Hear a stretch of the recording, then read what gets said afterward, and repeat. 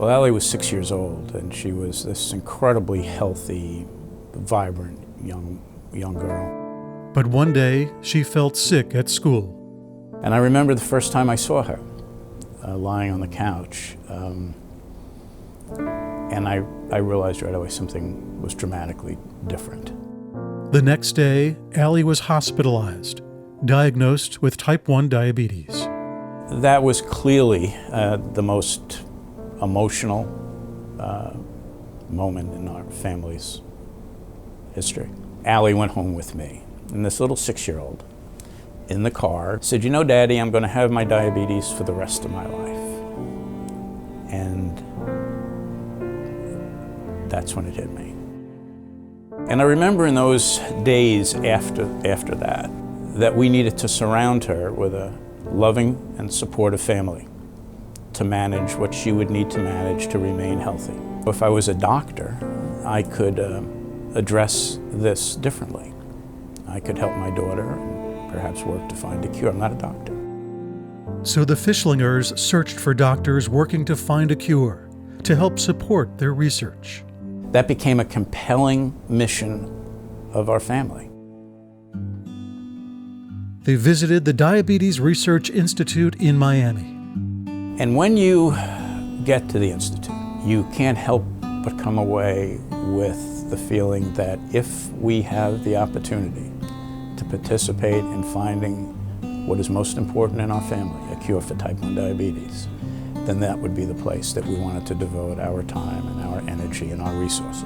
This is the only place that every day is solely focused on finding a cure. And Fishlinger is encouraged by the DRI's progress. The recent advancements have been the biggest in our experience and since Allie's been diagnosed. So wonderful, really game-changing events. It is exciting, and I think it's very energizing, and it should be. But he says research does not produce results overnight. Keep in perspective what the goal is. If you set such a lofty goal to find a biological cure for this illness, then you have to be patient. But patience is hard. It may be the hardest of all things. Now, as chairman of the DRI Foundation, he says the focus is to maintain the momentum. That means meeting the biggest challenge. The cost of research, the cost of human trials, is staggering. The only thing that ultimately stands between us and a cure for type 1 diabetes is money. The money necessary to support those scientists and the work they do in finding a cure.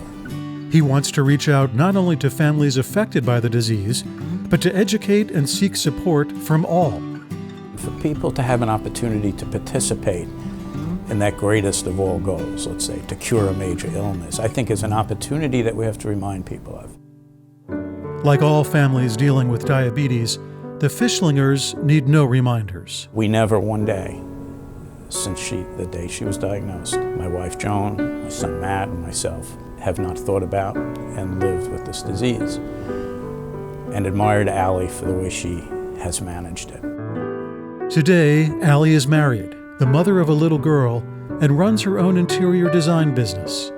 And Dad, thinking back to the days just after her diagnosis, is working with all his heart to prove his little girl wrong. Because we believe very much that what Allie said in that car that night, that I will live with this disease for the rest of my life, wasn't true.